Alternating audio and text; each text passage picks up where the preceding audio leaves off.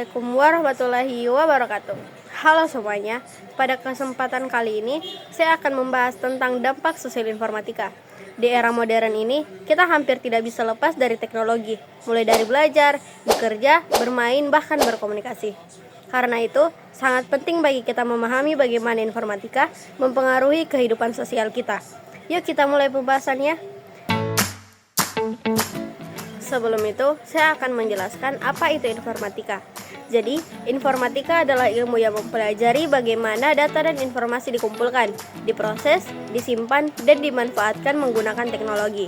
Bidang ini mencakup komputer, jaringan internet, aplikasi digital, perangkat lunak, hingga kecerdasan buatan. Adapun dampak positif informatika, yang pertama, kemudahan komunikasi. Kita bisa terhubung dengan siapapun, kapanpun melalui chat, video call, dan media sosial. Yang kedua, akses informasi yang cepat.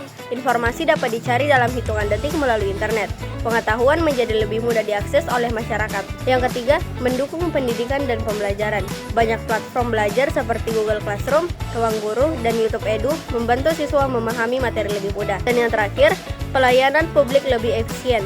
Masyarakat bisa mengurus administrasi secara online, seperti pembayaran pajak, BPJS, atau perpanjangan SIM.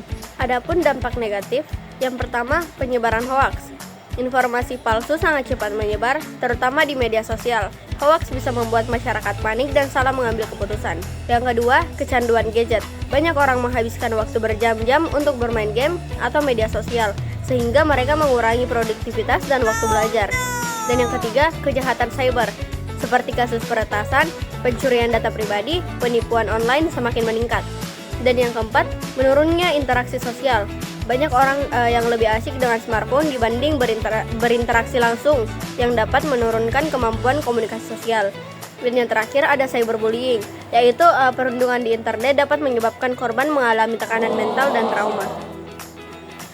Untuk mengatasi dampak negatif informatika, ada beberapa langkah yang dapat kita lakukan. Yang pertama, bersikap kritis terhadap informasi. Cek kebenaran berita sebelum membagikannya dan gunakan sumber terpercaya.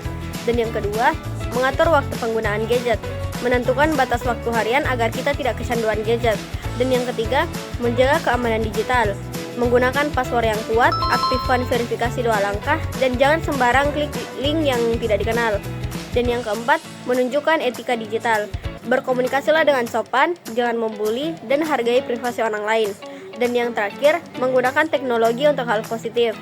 Manfaatkanlah teknologi untuk belajar, berkarya, dan meningkatkan keterampilan. Adapun contoh kasus dari dampak positif, seperti waktu pandemi, banyak sekolah menerapkan pembelajaran jarak jauh. Tanpa informatika, pendidikan mungkin terhenti. Platform seperti Zoom, Google Meet, dan aplikasi pembelajaran membantu siswa tetap belajar walaupun dari rumah.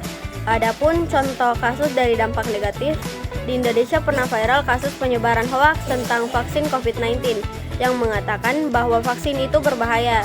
Berita palsu itu membuat masyarakat takut dan menolak vaksin, sehingga menghambat program kesehatan pemerintah.